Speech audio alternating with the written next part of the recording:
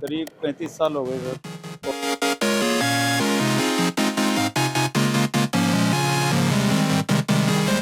अगर कोई ये बिजनेस 20 लाख में, तो वो कैसे कर सकते हैं या फिर वो कर सकते हैं कि नहीं?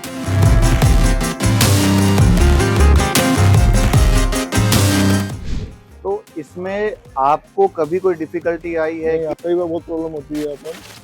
हम लोग मंथ के अंदर 500 शिपमेंट सेल करते हैं।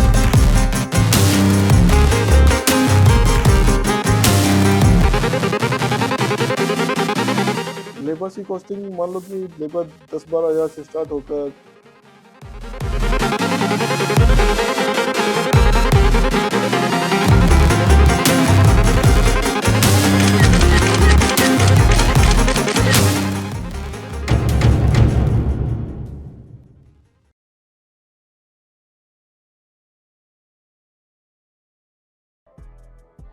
नमस्कार दोस्तों, मैं अभिषेक, आपका दोस्त। आज शिक्षा से स्टार्टअप के हमारी इस जर्नी में हम आए हैं MK टेलरिंग हाउस के ब्रांड, जिसका नाम है रामास क्रिएशन। और हमारे साथ है शोहित भैया, जो यहाँ के फाउंडर हैं, और वो आपको आगे की पूरी कहानी बताएंगे हमारे। बिल्कुल सर, अपन चलते हैं रामास के अंदर। ये पूरा फैक्ट्री है हमारा, पूरा यहाँ पे ए से लेकर जेड तक वर्किंग होता है यहाँ पे पूरा हमारा। तो भैया, ये आपने कब से जैसे स्टार्ट किया पूरा आपका? ये हम लोग अभी सीतापुर इंडस्ट्री एरिया के अंदर है। हाँ जी। यहाँ पे हम लोग 2012 में आए हैं। 2012 में। और फैक्ट्री हमारा 1976 से वर्किंग है हमारा, बहुत ओल्ड है। और पूरा हमारा पुश्तैनी काम है, खानदानी काम है पूरा हमारा। ये आप देख रहे हैं कपड़ा प्रिंट होके आ रहा है। अच्छा, ये भी जस्ट कपड़ा प्रिंट होके आया है, अभी चेकिंग होएगा। चेकिंग में तो प्रोसेस दिखाता हूँ। पहले कपड़ा प्रिंट होने से पहले ऐसा ग्रे फॉर्म में आता है कपड़ा, ऐसे वाइट कपड़ा होता है, ग्रे ऑफ वाइट कपड़ा होता है। अच्छा, ये वाइट कपड़ा ग्रे फॉर्म में आता है पहले? ऑफ वाइट कपड़ा होता है, ग्रे होता है, हार्ड होता है ये। अच्छा, उस फॉर्म में आता है ये। ये रोड से, साउथ से, बॉम्बे से, अच्छा, अलग अलग सिटी से आता है। इसके बाद डाइंग प्रिंटिंग प्रोसेस इसके बाद होता है। भैया ने बहुत ही अच्छी फैक्ट्री सेटअप की हुई है यहाँ पे। इनका पूरा मैन्युफैक्चरिंग यूनिट का आज हम टूर कर रहे हैं। ये कपड़ा डाई होके आया है। ये डाई होके आया है। डाई होके आया है। अभी देखो इतना हार्ड लग रहा है आपको। हाँ, गीला गीला लग रहा है। ये थोड़ा बारिश की वजह से, थोड़ा सा वेटनेस है। रनिंग है, तो रनिंग की वजह से ये गीला गीला लग रहा है। ये तो इसके कपड़े के अलग अलग प्रोसेस होते हैं। ये कपड़ा डॉबी बोलते हैं इस कपड़ा। अच्छा, ये डॉबी कपड़ा है, ये भी डॉबी है। फिर ये कपड़ा देखो, अभी चेकिंग करेंगे। ये कपड़ा प्रिंट होके आया है अभी जस्ट। अच्छा अच्छा, अब इसको चेकिंग करेंगे। चेकिंग की प्रोसेस होती है कि कपड़े में दाग धब्बा ना हो, कोई इश्यूज ना हो, वो चेक करते हैं। ये पूरा इसको चेक करते हैं कि इसमें कोई लाइंस ना आ रही हो, कोई धब्बा ना आ रहा हो, वो R&D करते हैं। वह फर्स्ट प्रोसेस कपड़ा आने के बाद ये पहला प्रोसेस है। ये पहला प्रोसेस इस काम का। ये स्टार्टिंग में आके अब ये चेक इन हो रहा है। ऐसे कोई लाइट डायरेक्ट आता है ना, जैसे डायरेक्ट हो वा कोई वाइट धब्बे मंपे हो, बस हम लोग देखते हैं। अच्छा, आप इसको पूरा अच्छे से चेक करते हैं? कुछ आप चेक करते हैं, हम ऐसे देखते हैं नीचे होकर, ऐसे दाग धब्बे होते हैं, कोई इसको देखते हैं। ठीक है, चलते हैं नेक्स्ट स्टेप पे, कैसे आगे इसकी फिर प्रोसेसिंग होती है उसको देखते हैं। ठीक है, तो ये पूरा सेक्शन हमारा प्रिंटेड का एंड प्लेन का रेडीमेड का सेक्शन है। जैसे ये दुपट्टा है, ये डिजिटल प्रिंट होके आता है। अच्छा, ये डिजिटल प्रिंट होके आया है। डिजिटल प्रिंट होता है।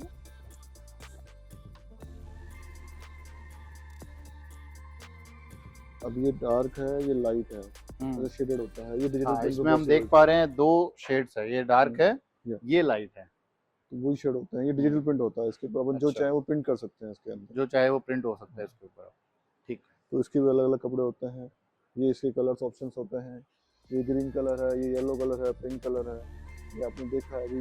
ये पूरा कपड़ा प्रिंट होके आता है। बहुत ही अच्छे से यहाँ पे पूरा सेक्शन बना रखा है हमने। सेक्शन हमने इन्होंने बनाया हुआ है। प्रिंटेड का अलग, प्लेन का अलग। इसके अंदर फिर हमारी विड्थ होती है कपड़े के अंदर। पहना छोटा कपड़ा, बड़ा कपड़ा, पहने वाइज कटिंग होता है, तो उसको हम लोग डिस्प्ले करते हैं पूरा अलग अलग। अच्छा, फिर उसके बाद जैसे हम लोग प्रोसेस हमारा एम्ब्रॉयडरी का भी होता है। एम्ब्रॉयडरी का प्रोसेस भी आपके यहाँ होता है। तो एम्ब्रॉयडरी होके कपड़ा जो आता है, वो अभी जैसे अभी देखोगे इस फॉर्म के अंदर, ये पूरा एम्ब्रॉयडरी है। ये बॉर्डर बनी। तो ये सब मशीन से होता है? मशीन है, सब इन हाउस है अपना। अच्छा, इन हाउस फैक्ट्री है इनकी मशीन भी हम देखना चाहेंगे वो भी और व्यूवर्स को दिखाना चाहेंगे कि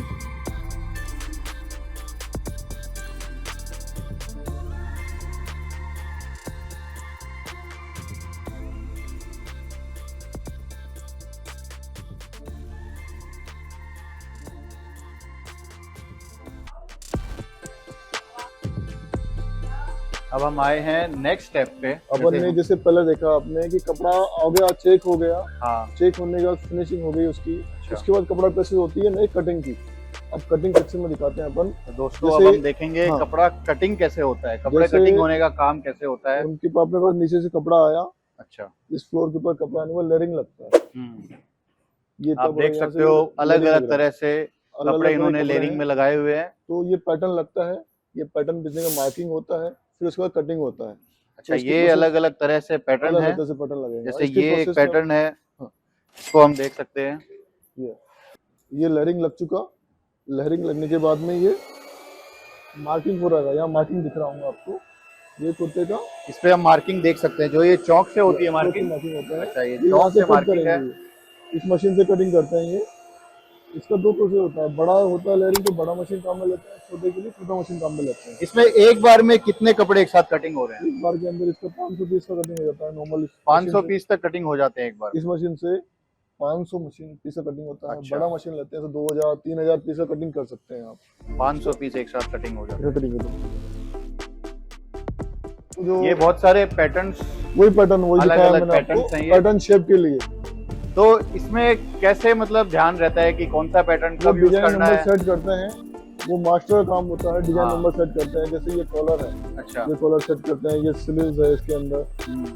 अभी साइज लिखा हुआ है इसका, ये साइज नंबर का कौन सा स्टाइल इस पे नंबर आप का लोग ये पूरा स्टाइल इसको कैसे नंबर बनाया जाता है? ये इसका प्रोसेस दिखाता हूँ इसका आपको। प्रोसेस अलग है। अब जैसे देखो आपने मार्किंग देखा, जैसे अभी इन्होंने कपड़ा ले लिया, विड्थ ले लिया इसका।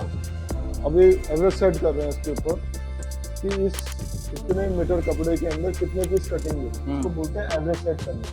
ये एवरेज सेट कर रहे हैं, ये कली सेट कर रहे हैं इसमें ये आपके मास्टर कितना, हाँ कितना मीटर कपड़ा इसका कंज्यूम होगा, इसके अंदर कितना एवरेज निकल के आएगा, वो पूरा इस पैटर्न लगने के बाद मालूम चलेगा।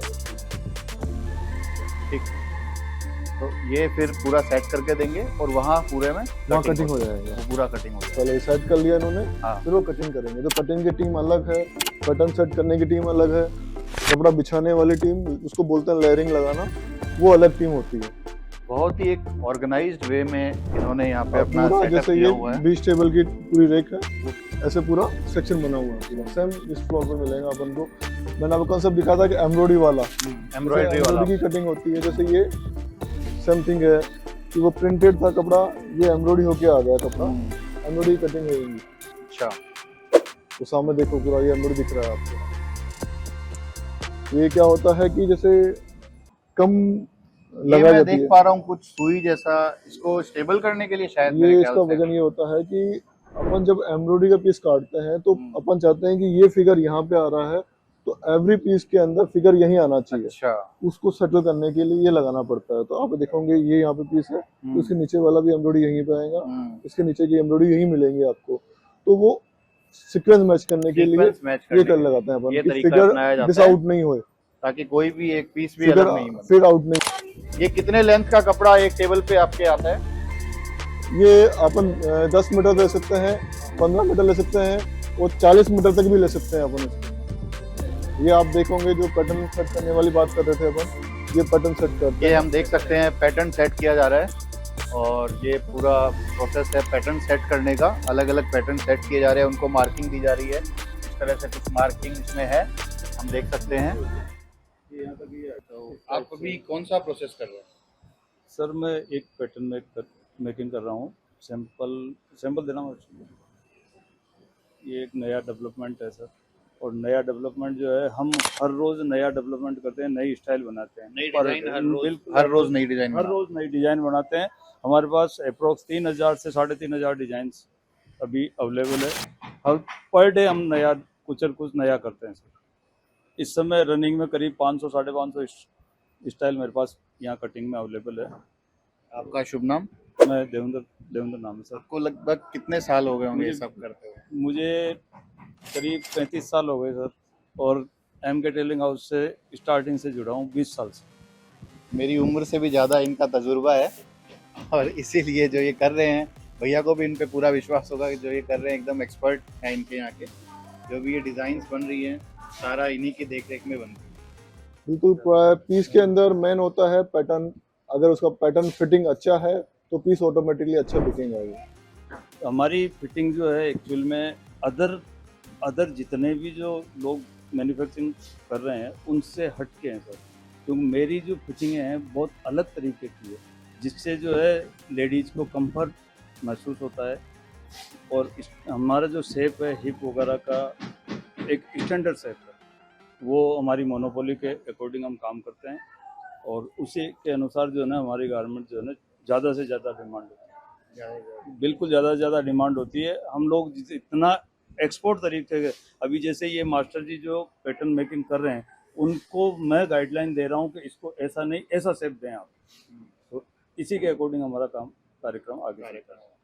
ठीक, थैंक यू, धन्यवाद। जनरली आप पीस ही देख रहे हो, ये पीस अभी सेट हो रहा है, पैटर्न पे सेट हो रहा है। ये अभी इसका जो साइड कट होता है जनरली ये यहाँ पे दिखता है, बट हमने यहाँ पे कर रखा है ओनली फिटिंग के लिए, कंफर्ट के लिए। वो कुछ साइड हमारे मोनोपोली होती है, वो हम लोग डिस्कस नहीं करते, बट यहाँ पे आपने बताया टेक्निकल तो बता रहा हूँ मैं। ये हम लोग की जो पैटर्न डिजाइन करते हैं, नेक डीप करते हैं, किस वजह से होता है कि नेक पहनने में कंफर्टेबल रहे, कोई प्रॉब्लम नहीं होए। ये साइड कट है, ये इतना छोटा सा है, बट लड़की को लगता है कि ये अनकंफर्टेबल है, हमारी स्किन दिखेंगी, बट नहीं दिखेंगी। इसके अंदर हमने टसल दे रखा है यहाँ पे इसको हाइड करने के लिए। सेकंड थिंग, हमने इसके अंदर प्लाजो दिया है, जो अपर मोरी दिया है, जो ऊपर से प्लाजो स्टार्ट होएगा, उसका कंफर्ट ऑटोमेटिकली अच्छा आएगा। ये इसका प्लाजो है। तो हम लोग, हमारा टारगेट होता है कि कस्टमर रिपीट आए, एक बार बाइंग ना करके और वो कंटिन्यूसली बाइंग करेंगे हमसे, तो बिजनेस हमारा वो है। हर बिजनेस की बहुत सारी बारीकियां होती हैं और इसी तरह से जो भी बिजनेस सफल होता है वो अपनी बारीकियों के दम पर ही सफल होता है। भैया लोगों ने यहाँ पे हम देख सकते हैं कि जो टेलर मास्टर थे उन्होंने भी सभी लगे बहुत हुए हैं, एकदम देखो बारीकियों से चीजें पकड़ी है कि कैसे कपड़ा टेक्निकल कंफर्टेबल हो, डिपार्टमेंट है। कैसे एवरी फिटिंग में आए। बिल्कुल हमारा खुद यही है कि एवरी फ्लोर पे टेक्निकल बंदा होता है कि जो उस चीज़ की बारीकियां समझे। अगर वो खुद प्रैक्टिकल है तो समझ सकता है आगे को। आज मैं प्रैक्टिकल नहीं हूँ तो बोल नहीं सकता। आज मैं वर्किंग कर रहा हूँ तो मेरे को एक्सपीरियंस है कि हाँ ये यहाँ पे प्रॉब्लम हो सकती है, यहाँ पे प्रॉब्लम होती है, इसका वजह ये है, तो ढंग से अपन इसको मैनेज कर सकते हैं। तो ये पूरा देखो फ्लोरिंग हो गया आपका, ये कटिंग डिपार्टमेंट का, यहाँ पे पूरा कटिंग होता है और पैटर्न होता है। पूरे फ्लोर पे, पूरी दीवारों पर पैटर्न दिखेंगे आपको, अलग अलग डिजाइन के, अलग अलग पैटर्न के होते हैं। तो ये कुछ चीजें होती है जो आपको अपने कंपटीशन से आगे रखती है। बिल्कुल। अब इसके बाद हम आपको दिखाते हैं जब पीस प्रोडक्शन होने के बाद में इसकी क्या प्रोसेस होती है। यहाँ पीस कट गया, कटने के बाद वो सिलाई होता है, सिलाई होने के बाद में वो पीस पैकिंग, कटिंग, प्रेसिंग होता है। तो अब एक बार नेक्स्ट प्रोसेस दिखाता हूँ आपको। हाँ, अब हम आए हैं नेक्स्ट स्टेप पे जो कि हमें भैया एक्सप्लेन करेंगे। अभी जैसे अपन ने देखा कि कपड़ा देख लिया अपन ने, कटिंग देख ली, कटिंग होने के बाद में अभी जो सिलाई होता है इसके ऊपर की प्रोसेस, ये मशीन सिलाई होता है, जो की मशीन है ये ट्रेडिशनल अभी मशीन यही है लेटेस्ट टेक्नोलॉजी के अंदर। ये कपड़ा सिलाई होता है इसके ऊपर। ये पूरा देखो पीस रेडीमेड हो गया, ये बन गया पीस, ये ऐसे सिलाई हो गया, ये प्रोसेस हो गया। इसके बाद ये मशीन हमें कहाँ से आप लोग इंपोर्ट करते हैं, कहाँ से मंगाते ये हम लोग जो इसके मशीनरी बेचता है जयपुर के अंदर एक कंपनी है, सुरेंद्र कुमार कंपनी है, जिनसे हम लोग अराउंड 20 साल से जुड़े हुए हैं, 25 साल से जुड़े हुए हैं। एक वेंडर फिक्स है हमसे, उनसे ही वर्किंग करते हैं। इन मशीन्स की कॉस्टिंग, जापानी मशीन होती है, कॉस्टिंग कितनी आती है? 15,000 से स्टार्ट होके और 45,000 तक रेट होती है इसकी। और ये मैन्युफैक्चरिंग कहाँ होती है इन मशीन्स की? जापान है, जुकी का, अगर अपन जापानी देखते हैं, और एक चाइना है, दोनों है इसके अंदर। हम लोग जापानी यूज करते हैं बेसिकली। ये जापानी मशीन है और जिसका ट्रेडर आपके पास जयपुर में वेंडर है, उनसे आप ये मशीन लेते हैं। जैक कंपनी की मशीन है, जुकी बोलते हैं इसको। इसमें क्या क्या काम इस मशीन से हो जाता है? इसका मशीन में सिलाई होता है, धागा कटिंग होता है, दोनों इसके अंदर प्रोसेस होता है पूरा इसका। ठीक है, आइए। ठीक है, अब अपन नेक्स्ट प्रोसेस आपको बताया कि अपन ने फैब्रिक देख लिया, कटिंग देख लिया। अब अपन पीस बनने के बाद में, जैसे ही कुर्ता बन गया, इन्होंने सिलाई कर दिया, सिलाई होने के बाद में इसकी क्या प्रोसेस होती है वो दिखाता हूँ मैं आपको। ये देखिए अब कि जैसे अपना अभी वो पीस अपन ने देखा कि सिलाई हो गया, अभी ये पूरा सिलाई होके पीस आ गया अपने पास, ये हमारे पास पीस बन के आ गया। पीस बन के आ चुका है। ये रेडी टू सेल है? नहीं, रेडी सेल नहीं है अभी ये। अभी इसमें और काम बाकी है। ओनली स्टिचिंग होके आया है। स्टिचिंग होके आया है। इसके बाद इसमें पहले तो होएगा चेकिंग। ये पहले मेजरमेंट चेक होता है ये कि इसका मेजरमेंट जो अपन चाह रहे हैं हमारे वो हुआ है कि नहीं हुआ। जो अपन ने देखा पैटर्न देखा, तो पैटर्न अपन ने देखा कि पैटर्न में हमें स्मॉल साइज का चेस्ट 38 चाहिए, तो वो 38 है या नहीं है, पहले फर्स्ट प्रोसेस हमारी ये होती है। उसकी लंबाई सही है या नहीं है, फिटिंग सही है नहीं है, पहला प्रोसेस हमारा ये होता है। तो फर्स्ट प्रोसेस तो हो गया अपना चेकिंग का, जो हमने चेक कर लिया कि मेजरमेंट ओके है नहीं ओके। उसके बाद हम देखते हैं धागा कटिंग करते हैं, इसका फाइनल करते हैं, क्यूसी करते हैं। उसके बाद जाता है ये प्रेस के ऊपर। तो ये पूरा डिपार्टमेंट अलग अलग प्रोसेस का हुआ, धागा कटिंग का, क्वालिटी चेकिंग का, ये पूरा डिपार्टमेंट। ये सब धागा कटिंग कर रहे हैं। ये देखो जैसे ये छोटा सा औजार भी इनके पास है, इससे धागा कटिंग हो रहा है। जो एक्स्ट्रा धागा होता है वो काटने में काम आता है। तो इन छोटे छोटे धागों को काटने के लिए सीजर कटर भी यूज करते हैं। जैसे ये धागा है, इसको काटने के लिए जैसे ये धागा है तो इसको काटने के लिए वो यूज होता है। नेक्स्ट चलते हैं हम लोग। इस गन मशीन में क्या होता है? इसमें केमिकल्स होता है, जो जैसे कोई मान लो कि यहाँ पे स्पॉट लगा हुआ है, तो ब्लैक अपन पीस बनाते हैं। जैसे ये जैसे वहाँ स्पॉट है तो स्पॉट को खा रहे हैं, रिमूव कर रहे हैं।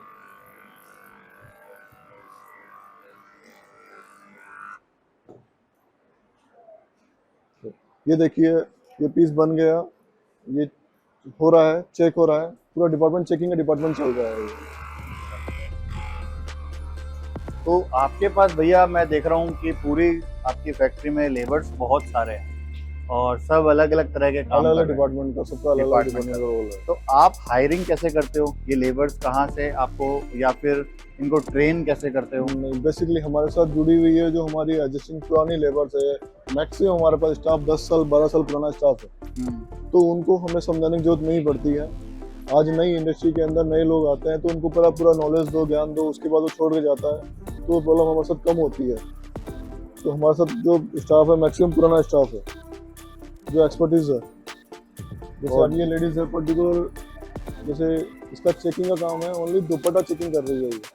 जनरली मार्केट में दुपट्टा चेकिंग कोई भी नहीं कराता। कोई भी नहीं कराता। हमारा पूरा एक एक पीस धागा कटिंग होता है, चेकिंग होता है, तो इसके नाम पे हमारी कॉस्टिंग एड ऑन होती है, बट हम इसको सेपरेट करते हैं। पूरा सेक्शन दुपट्टे का मिलेगा, ये पूरा दुपट्टा चेकिंग होता है पूरा। फिनिशिंग पे आप लोग बहुत ध्यान देते हैं। वो छोटे छोटे मायने आज ब्रांड कोई आप ही की तरह ऐसा जब फैक्ट्री डालना चाहे और फिर नए वर्कर्स हायर करना चाहे तो वो कहाँ से कर सकते हैं? जो वर्कर का क्या होता है कि वर्कर के बोलने से ही आता है। आज मैं कितनी भी हायरिंग दे दूं तो स्टाफ चांसेस आने के 30% होते हैं, बट अगर किसी वर्कर के थ्रू वर्कर आता है तो फर्स्ट प्रायोरिटी होता है। अब अपन चलते हैं नेक्स्ट प्रोसेस के।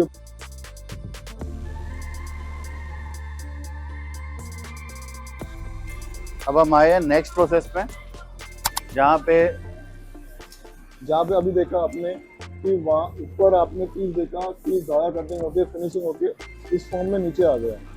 ये जैसे फाइनल होके वहाँ से क्यूसी होके आपने देखा, ऊपर अपने देखा कि पीस धागा कटिंग हो गया, फाइनल हो गया। ये फाइनल होने के लिए नीचे प्रेस में आ गया। अब ये आयरन होएगा, आयरन होने के बाद इसका नेक्स्ट प्रोसेस होएगा। ये आप पीस देख रहे हो, ये आयरन हो रहा है। आयरन भी पूरा हमारा टेक्निकल लेटेस्ट मशीनों पे होता है। बहुत ही स्किल्ड लेबर है भैया के पास। मैं इनकी स्पीड से बहुत ही ज़्यादा इम्प्रेस हूँ। अपने काम में मग्न है ये स्टीम आयरन होता है, थोड़ा फास्ट होता है।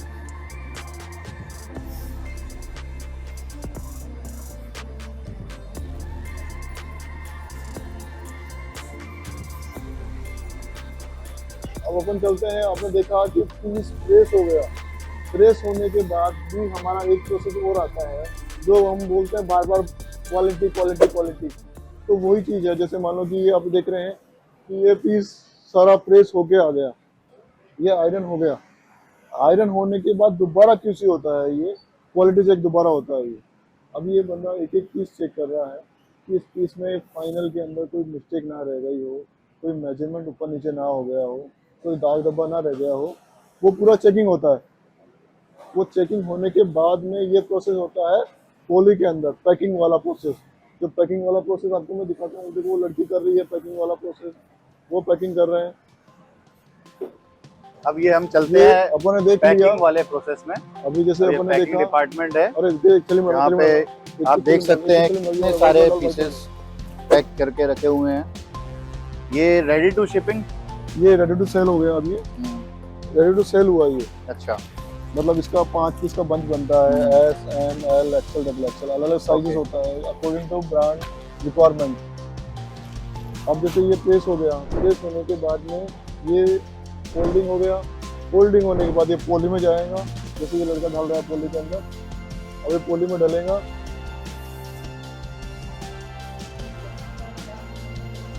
पोली में डलने के बाद ये टैग लगने का काम होता है। जैसे कोई ब्रांड का टैग लगता है, प्राइस टैग लगता है, एमआरपी टैग लगता है, वो अलग अलग वर्किंग होता है। तो ये आप जिसको सेल कर रहे हो उसके हिसाब से टैग लगाते हैं या फिर आपका कुछ एक? नहीं, जिस ब्रांड, मान लो हमारा खुद का लेवल है रामास कुर्ती के नाम से, इसके अलावा भी हम लोग मार्केट में जैसे फिशर है, बिल्ला है, अमानी है, टाटा है, इन सब के लिए भी काम करते हैं। अच्छा, तो उनके लेवल भी हम लोग ऑन रिक्वायरमेंट लगा सकते हैं और लगाते हैं उनके अंदर हम लोग। ये पूरा सेट बन गया, देखो ये उन्होंने पूरा बंच बना दिया। ये 1 2 3 4 5 पीस का बंच बनता है। ये 5 पीस का बल्क बन के रेडी है हमारे पास। रेडी हो गया। अब इसके बाद ये जाएगा सेलिंग डिपार्टमेंट। तो ये माल आप एक्सपोर्ट भी करते हो? ये एक्सपोर्ट भी होता है, डोमेस्टिक भी होता है, दोनों चीज प्रोसेस होती तो है। जो एक्सपोर्ट माल करते हो वो माल आपका, जैसे कि ये मैं आप देख पा रहे हैं यहाँ पे रामास का है, तो उसमें क्या वहाँ के लोगों का भी डिमांड रहती है बहुत कि डिमांड वो हमारे इसका लोगो लगा के भेज दो? ऐसा व्हाइट लेबल वाला काम भी व्हाइट उसके लिए लेबल वाला होता काम भी करते हैं हम लोग, बट ये हम लोग रिक्वायरमेंट करते हैं कस्टमर की रिक्वायरमेंट कैसी है। अगर कोई कस्टमर बोलता है कि भैया मुझे 500 पीस चाहिए या 200 पीस चाहिए, मेरे इस लेवल पे चाहिए, तो हम लोग लेवल लगा के दे सकते हैं। अच्छा भैया, इसमें एक जो सवाल मेरे पास है व्यूअर्स का, कि आपने जैसे ये एक्सपोर्टर्स का कनेक्शन बनाया है, ये पूरी चेन बनाई है, हम समझ पा रहे हैं आपका बहुत पुराना काम है, जो चेन आपके पास बनी है, तो वो ऐसी ही चेन कोई दूसरा व्यक्ति अगर काम करना चाहे, कोई आपसे इंस्पिरेशन लेके ऐसा काम करना चाहे और अपना माल एक्सपोर्ट करना चाहे, दूसरे देशों में अपना माल बेचना चाहे, तो वो उस चेन को कैसे बना देखो सकते हैं, कैसे आजकल कनेक्ट वो कर चीज सकते हैं? टेक्नोलॉजी बहुत इजी हो गई, पहले वो चीज बहुत टिपिकल था, क्योंकि पहले कनेक्शन रिलेशन बनाना बहुत मुश्किल था। आज टेक्नोलॉजी हो गई इंटरनेट की, उसके वजह से तो चीजें बहुत इजी गोइंग हो गई। जैसे किसी को मान लो कि सिंगल पीस सेल करने हैं एक्सपोर्ट के अंदर, तो अमेजन के ऊपर सेल कर सकता है, उसको इसी पे सेल कर सकता है। फिर थर्ड ऑप्शन, किसी को बल्क में बेचना है माल, तो अलीबाबा के ऊपर सेल कर सकता है। तो उसे डिफरेंट प्लेटफॉर्म हो गए। अगर आप एक प्लेटफॉर्म पे काम करते हैं तो आपको 1 कस्टमर 2 कस्टमर मिलते हैं ईयरली के, तो आपके पास नंबर ऑफ कस्टमर बढ़ते जाएंगे ऑटोमेटिकली। ये सब कुछ आप पे डिपेंड है, आपके टर्नओवर के ऊपर, आपके प्रोडक्शन के ऊपर, आपकी क्वालिटी के डिपेंड पे। तो इस काम को करने के लिए, कोई भी काम उनको प्रोडक्ट अपना एक्सपोर्ट करना है, कौन से कंपनी रजिस्ट्रेशंस की रिक्वायरमेंट होती है? देखो एक्सपोर्ट इंपोर्ट लाइसेंस होता है, मेन फिजिकल अपन करते हैं, वो इंडिया के अंदर मैंडेटरी है। अपनी कंपनी का आपको एसएसआई करना पड़ता है, आपको कंपनी पॉलिसी करानी पड़ती है, 5-7 लाइसेंस होते हैं, वो लेने पड़ते हैं। उन लेने के बाद में जैसे जीएसटी नंबर कंपलसरी है आपको, बट एक्सपोर्ट के अंदर जीएसटी का काम नहीं आता। बट आपको जीएसटी नंबर वर्किंग करना है इंडिया के अंदर, तो जीएसटी नंबर मैंडेटरी है आपको। तो वैसे 5-6 चीज़ें होती है। कंप्लाइंस हुए आपकी फैक्ट्री के अंदर, कंप्लाइंस का मेन रोल होता है। एक्सपोर्ट वाले वो फैक्ट्री कंप्लाइंस देखते हैं कि फैक्ट्री की क्वालिटी, फैक्ट्री के अंदर फिनिशिंग स्टाफ सेटिस्फाई है या नहीं है। मैं कंपनी को ऑर्डर दे दिया 2 करोड़ रुपए का, मेरा माल जल जाए तो फैक्ट्री के अंदर फायर वाला सिस्टम है या नहीं है, वो सारी चीज़ें देखते हैं। ठीक है, तो वो सारा चीज़ें मेंटेन करके चलते हैं। तो इसमें आपको कभी कोई डिफिकल्टी आई है कि आपका प्रोडक्ट एक्सपोर्ट हुआ हो और फिर पैसे नहीं आए हो, या फिर ऐसा कुछ हो जाता है, मतलब प्रोडक्ट पहुंचा नहीं हो कस्टमर के पास आपके, इस तरह की कोई डिफिकल्टीज? कई बार बहुत प्रॉब्लम होती है। अपन जैसे हम लोग मंथ के अंदर 500 शिपमेंट सेल करते हैं, तो कभी ना कोई सी प्रॉब्लम आ जाती है, कुछ हमारे हैंड से गलती हो जाती है। कोई बार कुरियर का एड्रेस गलत लिख दिया अपन ने, तो आप जैसे मान लो शिपमेंट के कि लिए माल हमें भेजना था, दिल्ली भेजना था, अच्छा, अब वो बॉक्स के ऊपर लड़के को दिल्ली की जगह कुछ और हरियाणा लिख दिया, क्योंकि उनके पास लोड ज्यादा होता है। तो किसी पार्टी के किसी के थ्रू कर लिया तो अपन लोकल इंडिया में तो मेंटेन कर सकते हैं कि ठीक है चलो मंगवा के अपन सेटिंग कर लिया, बट बाहर चले गया तो वो आपको वेस्ट ऑफ मनी है आपके लिए। वो बहुत मतलब ह्यूमन एरर से जो हो जाता ह्यूमन एरर से वो रिस्की होते हैं, बिकॉज काम ह्यूमन कर रहा है, वो गलती होना स्वाभाविक है। है। और जब आप एक्सपोर्ट करते हो तो आपको सबसे अच्छा रिस्पांस कौन सी कंट्री से मिल रहा है अभी? हमारे जो ट्रेडिशनल एथनिक सभी वियर है या इस कंट्री तरह ऑल गुड है, सभी कंट्री। अभी हमारा जैसे अमेरिका से तो रिलेशन बिगड़ रहे हैं इंडिया के टैरिफ की वजह से, थोड़ी सी प्रॉब्लम्स हो रही है, तो अमेरिका बिल्कुल बंद हो गया काम करना। काम आपने इसके करना बाद बंद कर दिया है अमेरिका के बंद ही हो गया। अब मोदी जी का कहना मानना पड़ेगा। अब वो फालतू क्यों अपन उसको डिस्प्यूट करें, 25% टैरिफ लगा रहा है, डबल डबल टैरिफ लगा रहा है। अभी शायद तो सुनने वो में आया 50% कर दिया या 50% कर कर रहे रहा हैं। है, बट वो चीज अनएथिकल है। हाँ। अपन वर्किंग कर रहे हैं, अगर मैंने अमेरिका के लिए 50 लाख का माल बनाया, अगर मैं उसको 2 महीने 3 महीने 4 महीने सेल नहीं करूंगा तो दूसरी कंट्री में कन्वर्ट हो जाएगा। 6 मंथ इंडिया वालों को दिक्कत आएंगी, उसके बाद रोटेशन बहुत स्मूथ हो जाएगा और रेगुलर हो जाएगा। तो किस तरह के प्रोडक्ट की ज्यादा रिक्वायरमेंट आती है? अभी मैं प्रोडक्ट आपको रेंज दिखाता हूँ, मेरे प्रोडक्ट का रेंज आपको मैं दिखाता हूँ पूरा। चलिए। ये पूरा सेक्शन आपको देखा, हाँ। ये पूरा सेक्शन हो गया अपना प्रोडक्ट रेडी टू सेल के अंदर आ गया। अब अपन आते हैं वेयर हाउस के अंदर। ये हमारे स्टेट है एक, ये बहुत डिमांड होती है वर्ल्ड वाइड। मल्टी कलर इसको बोलते हैं, 50 कलर स्टेट बोलते हैं इसको हम लोग। ये इतना घेरा होता है इसको, ये बहुत अच्छा डिमांड होता है हमारा, वर्ल्ड वाइड डिमांड होता है इसको, वर्ल्ड वाइड इसका वर्ल्ड डिमांड। वाइड डिमांड होता है इसका। तो ये कितने रुपए का पीस सेल होता है? ये अराउंड बल्क के अंदर अपन देखते हैं तो 600 रुपीज का सेल होता है। और इंडिया में और बाहर में प्राइस में क्या प्राइस डिफरेंस? हम लोग मैन्युफैक्चर है तो हम लोग एक ही प्राइस पे प्राइस आपका सेम ही रहता है? प्राइस सेम ही रखते हैं हम लोग।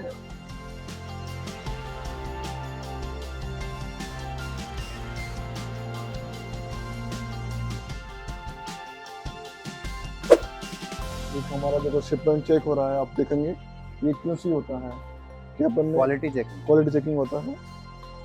तो ये रेडी टू सेल हुआ, ये सेल पीस बनने के बाद पैक होने के बाद री-वेरिफिकेशन हुआ। ये प्रोडक्ट अच्छा है नहीं है, इसमें क्या क्या प्रॉब्लम्स हुई, क्या क्या इश्यूज हुआ, ये पूरा इसका ट्रैकिंग होता है।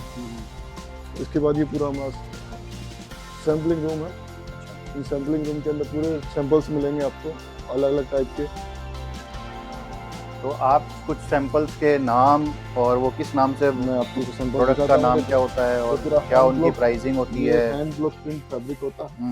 ये अनारकली है, इसको बेसिकली अनारकली कहते हैं। अनारकली कहते हैं। और इसके नीचे बॉटम होता है जो स्ट्रेट पैंट्स होता है, और इसके अंदर दुपट्टास होता है, प्रिंटेड दुपट्टा है ये पूरा एक कंसेप्ट हो गया। ये कितने कॉस्टिंग में किसी? ये 1400 रुपए के अराउंड, 1400 के रुपए से अराउंड। ये आपकी B2B प्राइसिंग? B2B प्राइसिंग है इसका। ओके। और ये सेकंड थिंग हुआ, ये भी हैंड ब्लॉक के ऊपर ही हुआ। फिर आप ये देखेंगे एम्ब्रॉयडरी कंसेप्ट है ये पूरा। ये इन सबको ये मसलिन कपड़ा सब है? इन हाउस है ये, एवरीथिंग। अच्छा। अपन देखेंगे अपन तो ये जो मसलिन कपड़ा जैसे आपने बताया, अब ये जो कपड़ा है वो कहाँ से आता है? ये कपड़ा जैसे बताया था स्टार्टिंग में, ग्रे फॉर्म में आता है। हाँ। ये सब बाहर से आता है, भिवंडी से हुआ, बॉम्बे से हुआ, साउथ से हुआ, सूरत से हुआ, तो अलग अलग सिटी से आता है। और जो थ्रेड आप यूज करते हैं, थ्रेड जो भी हमारा थ्रेड भी आउटसोर्स होता है सारा, वो भी पूरा बाहर से आता है पूरा। और उस थ्रेड की कोई स्पेशलिटीज होती है या उसमें कुछ अलग अलग चीजें होती है कि उसमें आप ये जैसे- यूज करते हो या आप दूसरे लोग ये यूज कर रहे हैं, या उसमें तो आपका कुछ? जैसे ये देखो कि जैसे ये एम्ब्रॉयडरी की बात करते हैं हमें कि गफनेस जो हो रही है एम्ब्रॉयडरी की, आप देखोगे कि जब पिंक कलर दिख रहा है थ्रेड के अंदर, ये हम लोग यूज करते हैं मोर का धागा, जिसकी कॉस्टिंग मार्केट से 3 गुना महंगी होती है। जनरल जो धागा यूज होता है उससे 3 गुना कॉस्टली होता है, बट उसका जो पीस बनने के बाद एम्ब्रॉयडरी निकलने का बाहर निकलता है, गफनेस ज्यादा होती है उसकी, तो इसलिए हम लोग उसको प्रेफरेंस देते हैं। कपड़ा डाई होने के बाद कलर इस पर नहीं आए, वो भी हम लोग मेंटेन करते हैं। अगर पीस बना लिया मैंने, ये प्रोडक्ट 1500 में सेल किया, सेल करने के बाद सपोज इस एम्ब्रॉयडरी ने कलर छोड़ दिया तो पूरी वेस्ट ऑफ मनी हो गया पीस की। हम लोग कस्टमर को चैलेंज करते हैं कि अगर इस पीस के अंदर कोई भी किसी भी तरह का कोई डिफेक्ट आ गया या कोई कलर छोड़ दे तो आप पीस हमें रिटर्न कीजिए। हम लोग गोल्ड कलर है, सीक्वेंस है, आरी है, एम्ब्रॉयडरी है, किसी का भी बोलते हैं, फुली चैलेंज करते हैं कि कोई भी किसी तरह का पीस अगर कलर छोड़ता है, आप रिटर्न कीजिए। रिटर्न कीजिए। B2B हो चाहे B2C है, हमारे जो कस्टमर्स होते हैं जो सेल करते हैं, हम उनको ही बोलते हैं कि आपके यहाँ पे सेल करने में कोई चैलेंज आता है। प्रोडक्ट का नाम इस प्रोडक्ट का स्ट्रेट कुर्ती है, स्पेगेटी बोलते हैं इसको हम, स्पेगेटी विद बॉटम। ये आप टसल्स देख रहे हैं, ये टसल लगा हुआ है इसके अंदर, डिफरेंट प्रोडक्ट में बहुत छोटी छोटी बारीकियां हैं। और ये अब देखो इसके प्रोसेस देखो, ये एक सिंगल बाहर निकला हुआ है, फिर ये डबल, फिर ये अलग चीज है, फिर ये मोती अलग है, फिर ये अलग है, फिर ये अलग है, फिर ये अलग है, फिर ये अलग है। हाँ फिर हम लोग हमारा एक प्रोडक्ट का यूएसपी हो रहा है कि हम लोग इसको बोलते हैं कि कस्टमर को वॉशिंग करना है तो वॉशिंग हटा इसको निकाल सकते हैं, इसको बहुत इजीली निकाल सकते हैं। कि कंप्लेंट होती है वॉशिंग में वॉश करते टाइम ये खराब टूट हो जाते हैं, तो हमारे प्रोडक्ट इसके अंदर ये प्रॉब्लम नहीं आएंगी।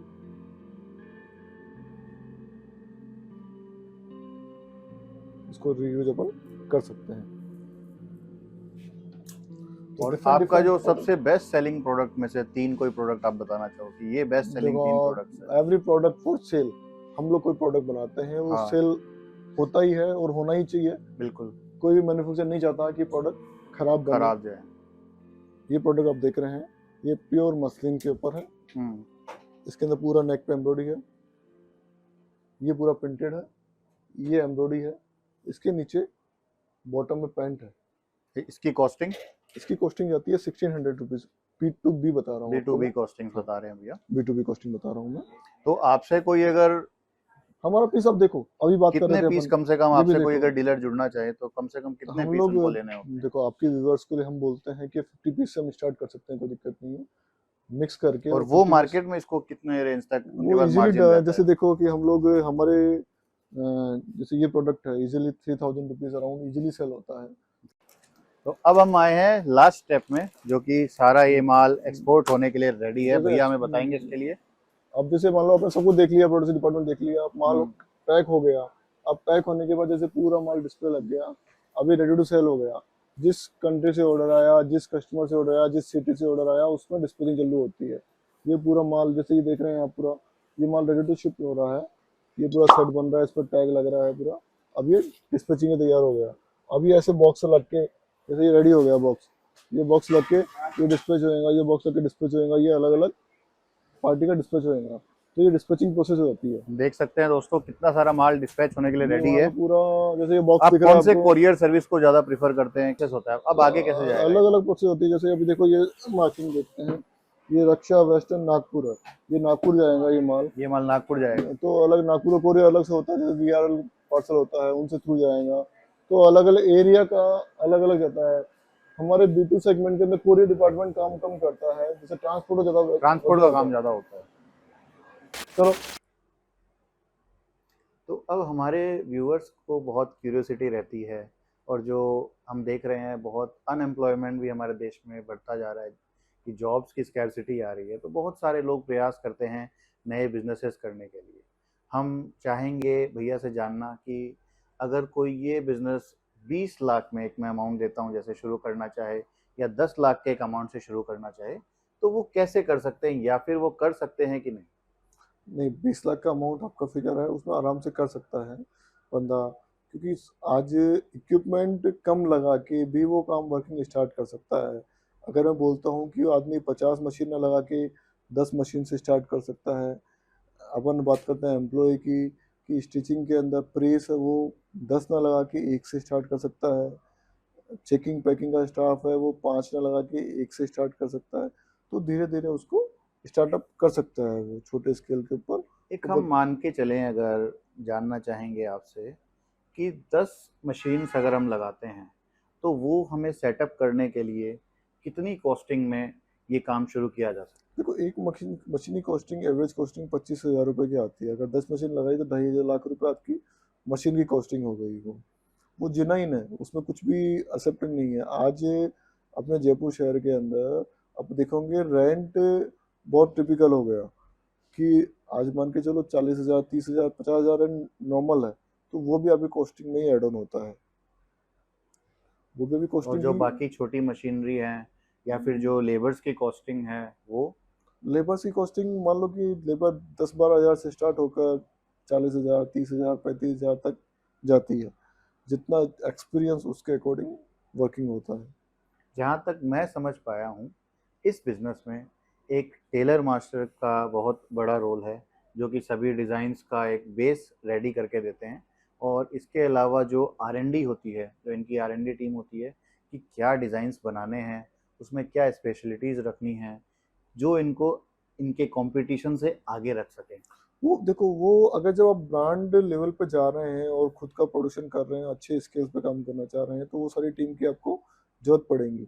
बट अगर जैसे आप किसी ब्रांड के लिए काम कर रहे हैं, किसी का मैन्युफैक्चरिंग बना के कर रहे हैं, जैसे सपोज मान लो कि आपने मेरा काम किया, मेरे से काम करना है, मेरा माल सिलाई करना है आपको, तो आपको ये सारी चीज़ें की जरूरत नहीं है। मैंने बना बनाया आपको दिया, आपको सिलाई करके लाके देना है मेरे को। तो वो भी बहुत ट्रेंडिंग में चल रहा है बिजनेस। उसके अकॉर्डिंग ये मान लो कि बिजनेस प्रॉफिटेबल 10% 15% प्रॉफिट हर बिजनेस के अंदर होता है, तो वो सेम थिंग वही होता है। तो आपके कहने का मतलब है कि जो नए व्यापारी हैं, जो नया ये बिजनेस शुरू कर सकते हैं, तो वो अपना बिना ब्रांडिंग करे भी, जो दूसरे लोग हैं जो ब्रांडिंग से बेचते हाँ, हैं, उनको अपना वही सिर्फ रॉ मटेरियल बेच सकते हैं वही बना हो के। गया, वही चीज हो गया ना कि प्राइवेट लेबल हो गया। जैसे मान लो कि आज कपड़ा चेकिंग करवाना है, तो कपड़ा चेकिंग करने के लिए भी कॉन्ट्रैक्टर होते हैं। अपन ने उसके बंदे ने कॉन्ट्रैक्ट का काम ले लिया कि मुझे कपड़ा चेकिंग का काम करता हूँ वही सब, तो अलग अलग फैक्ट्री में जाके वहाँ पे कॉन्ट्रैक्ट ले सकता है कपड़े का। सेम थिंग हुआ सिलाई का भी, सिलाई कॉन्ट्रैक्ट ले सकता है, चेकिंग का, पैकिंग का, प्रेस का। तो हर डिपार्टमेंट वाइज वो वर्किंग कर सकता है, वो जिस फील्ड में उसको जाना है, जिस फील्ड में उसकी चलो मास्टरी होती है। फिर एक लेवल आता है कि मान लो मैं पूरा ओवरऑल सब कुछ मैनेज कर सकता हूँ। मैं कटिंग भी कर सकता हूँ, चेकिंग भी कर सकता हूँ, पैकिंग भी कर सकता हूँ, फिनिशिंग भी कर सकता हूँ, आयरन भी कर सकता हूँ। मैंने पूरा माल बना के आपको डिस्पैच कर सकता हूँ, तो वो प्रोसेस भी होती है आज जयपुर शहर के अंदर। तो हम मान सकते हैं कि कोई व्यक्ति जो अगर 20 लाख के इन्वेस्टमेंट में इस तरह का काम करता है, कुर्ती मैन्युफैक्चरिंग का, तो वो एक साल में कितना टर्नओवर एक्सपेक्ट कर सकता है अगर वो अच्छा सेल्स कर पाएंगे? अगर जैसे मान लो कि 20 लाख का वो टर्नओवर कर रहा है, अगर वो इन्वेस्ट करके लेके चल रहा है, अगर उसका मेन ये होता है कि उसके पास कस्टमर बेस कैसा है। अगर उसके पास 2 कस्टमर, 3 कस्टमर, 4 कस्टमर है, तो वो उसके अकॉर्डिंग काम करेगा। अगर उसके पास 50 कस्टमर्स है, तो उसके पास प्रोडक्शन कैपेसिटी बढ़ानी पड़ेंगी उसको, तो वो टर्नओवर उसके अकॉर्डिंग सेट रहेगा। तो जैसे 20 लाख का टर्नओवर अपन मान के चलते हैं, तो आराम से वो 1 सीआर का आराम बिजनेस आराम से कर सकता है, वो मैनेज कर सकता है। मतलब एक साल में अगर वो 20 लाख के इन्वेस्टमेंट से शुरू करते हैं और कुछ बेसिक जानकारी भी उन्हें होती है, तो वो 1 करोड़ तक पहुंच सकते हैं। बिल्कुल इजीली। और इस 20 लाख को भी इन्वेस्ट करने के लिए आपको गवर्नमेंट का लोन मिल सकता है, बिल्कुल मिल सकता है, आपको स्टार्टअप फैसिलिटी सारी आजकल बहुत सारी अवेलेबल है। फैसिलिटीज इस तरह की गवर्नमेंट की तरफ से भी मिल सकती हैं। तो आप इसका सहारा लेके अपना बिजनेस शुरू कर सकते हैं। बिल्कुल डेफिनेटली। आज इंडस्ट्री में आना आसान है, चलना बहुत टिपिकल है। टिके रहना, ठीक है इसमें बहुत सारे चीज़ें हो जाती है, जैसे मार्केटिंग आपको सीखना पड़ेगा, सेल्स आपको सीखनी पड़ेगी, आपको टीम मैनेजमेंट सीखना पड़ेगा। लेकिन उसी में एक ग्रोथ का भी एक फैक्टर रहता है कि इंसान ग्रो भी करता है। फिर एक बार बिजनेस, जैसे आप देख रहे हैं भैया को, इनके दादाजी ने वो शुरू किया, तो जब भैया भी दादाजी बनेंगे, तो इनके जो बच्चे आएंगे, इनके जो पोते आएंगे, वो जहाँ ये ले जाके रखे हैं इन बिजनेस को, वहाँ से उनको शुरू करना होगा। जॉब अगर आप आज कर रहे हो, तो आपके बच्चे जब जॉब करेंगे, तो उन्हें नए सिरे से नई तरह की नई जॉब ढूंढनी होगी। भैया एक लेगेसी चला रहे हैं, वो आगे आगे बढ़ती ही जाएगी। इसी बात को मैं आगे बढ़ाते देखो, मैं हुए, ये बोलता हूँ कि अगर बिजनेस के अंदर अगर आपके खुद के फैमिली स्ट्रांग है और फैमिली मेंबर्स है, तो बिजनेस डेफिनेटली ग्रोथ करेगा। अकेला वन मैन आर्मी कुछ भी नहीं कर सकता। आज मैं हूँ तो मैं अकेला कंपनी नहीं चला सकता। मेरे साथ मेरे चाचा हैं, पापा हैं, भैया है, छोटा ब्रदर है, तो पूरी टीम है, पूरी फैमिली है। तो कोई आदमी क्या डिपार्टमेंट संभाल रहा है, कोई क्या संभाल रहा है। जैसे मैं सेल्स डिपार्टमेंट संभालता हूँ, तो सेल्स का मेरा रोल है। पापा का अकाउंट्स का है, तो अकाउंट्स में किसको पेमेंट देना है, किसको नहीं देना। चाचा का प्रोडक्शन का है कि कौन सी डिजाइन बनानी है, कौन सी चीज़ें डेवलप करनी है, नया क्या चीज़ टेस्ट बनाना है। तो हर आदमी अलग काम करता है, तो उसमें मास्टरी होती है। तो काम थोड़ा सा स्ट्रिक्टली और इजी गोइंग हो जाता है थोड़ा सा। आप यूथ को क्या मैसेज देना चाहोगे कि आज के? मेरा मैसेज यही रहेगा कि अगर काम करो तो मन लगा के करो। अगर किसी मन लगा के काम किया आपने, तो डेफिनेटली सक्सेस 100% मिलेंगी। और एक आखिरी सवाल आपसे हम पूछना चाहेंगे कि शिक्षा से स्टार्टअप का आपके लिए क्या महत्व है? शिक्षा, अगर बिजनेस में आपको शिक्षा मिल रही है, छोटी से छोटी शिक्षा मिल रही है, उसको एक्सेप्ट करना चाहिए आपको। अगर आपको, मैं बोलता हूँ मेरे बिजनेस के अंदर कि मेरे को कोई आदमी बोलता है कि सर इस कपड़े को ऐसे ना चेक करा के ऐसे चेक करवा लो, अपना काम अच्छा हो सकता है, तो वो शिक्षा लेने में कोई बुराई नहीं है। समय समय पर सीखना, सीखना बहुत अच्छा होता है। अपने स्किल्स को और बेटर बनाते जाना, और ये नहीं देखना कि हम किससे सीख रहे किसे हैं। सीख रहे हैं, ये तो सोच हमेशा सही पॉजिटिव रहो, सोच ऊंची रखनी चाहिए, अच्छी है। बट अगर आपके सामने आपका स्टाफ बैठा है, अगर वो आपको शिक्षा दे रहा है, पॉजिटिवली है, तो खुशी खुशी लो उसको। उसको ये मत सोचो मेरा स्टाफ मेरे को क्या ज्ञान देगा। हो सकता है कि वो ज्ञान सही हो। भैया आपका एजुकेशन बैकग्राउंड क्या है? हम ग्रेजुएट है, आप ग्रेजुएट? तो हमारा मेन वर्किंग वही रहा कि हम लोग लॉन्ग लास्टिंग चले, कि प्रोडक्ट कुछ भी बनाए वो लॉन्ग लास्टिंग यूज आए। आप कितने साल के थे तब से आपको ये एहसास हो गया था कि हमारी ये फैक्ट्री है, आपको समझ आने लग गया था हम लोग, इसमें जाके हमें बिजनेस शुरू मैं करना है, मेरी काम करना है? फैमिली बिजनेस मैंने अराउंड 7 क्लास में 6 क्लास में ज्वाइन कर लिया था मैंने, अच्छा जब कंप्यूटर चलाने लगते थे उस टाइम पे हम लोग। अच्छा। तो तो पहला आपका हमने क्या बचपन एक्सपीरियंस, में पहला ओनली, एक्सपीरियंस आपका जो हमने आपके बचपन में खेला कम, बिजनेस ज्यादा किया। बिजनेस ज्यादा हमारा किया? यही है कि खेल कूद कम किया, बट बिजनेस पे फोकस अच्छा तो किया। ऐसा भी हुआ है कि कभी आप स्कूल गए हो, कॉलेज गए हो, वहां पे बहुत अपने हुआ है। फ्रेंड्स को ही अपना बिजनेस के बारे में बता रहे नहीं हो, नहीं होता है, प्रोडक्ट जैसे मान सेल लो कर कि रहे जैसे हो? हमारा एक, मेरा कंसर्न समझता हूँ कि मेरा कोई एग्जाम था, तो मेरे पास बाहर से कस्टमर था बॉम्बे से, अच्छा तो मैंने उस कस्टमर के लिए एग्जाम छोड़ दिया, क्योंकि टारगेट यही था कि जाना ही हाँ, बिजनेस के अंदर है, अपन को इस अच्छा बिजनेस को ही बढ़ाना है। हाँ अगर कोई कस्टमर अपन को बिजनेस के लिए दे रहा है, वो बाहर से आ रहा है और अपन को उसको प्रायोरिटी दिया, तो मैंने उसको पढ़ाई को प्रायोरिटी ना देके मैंने उस कस्टमर को प्रायोरिटी दी, वो मेरा बिजनेस है। तो आप, मैं यूँ ये बोलना चाहता हूँ कि आप पॉजिटिव होके काम करोगे, शपथ लेके काम करोगे, वो काम सक्सेस ऑटोमेटिकली होएगा। सिर्फ एकेडमिक क्वालिफिकेशन से ही बिजनेस नहीं होता है। जो भैया यहाँ कह रहे हैं कि एजुकेशन इनके पास है, शिक्षा इनके पास है, लेकिन अपने काम की, ज़रूरी नहीं है कि सिर्फ जो एकेडमिक क्वालिफिकेशंस है उनसे ही आप बिजनेस बना सकते हो। आज की ये हम वीडियो यहीं ख़त्म करेंगे, इस टूर को। और बहुत बहुत धन्यवाद शोहित भैया का। आप इनसे जुड़ना चाहें, आप इनके साथ एक बिजनेस सेटअप करना चाहते हैं, इनसे आप किसी भी तरह का B2B टाइप करना चाहते हैं, तो उसके लिए आप अपना एक बार हमारा जैसे डिटेल्स। जयपुर के अंदर मेरे आउटलेट्स है, जीटी सेंट्रल में, सराउगी मेंशन में, वैशाली में, मानसरोवर में, जहाँ रिटेल हम लोग वर्किंग करते हैं।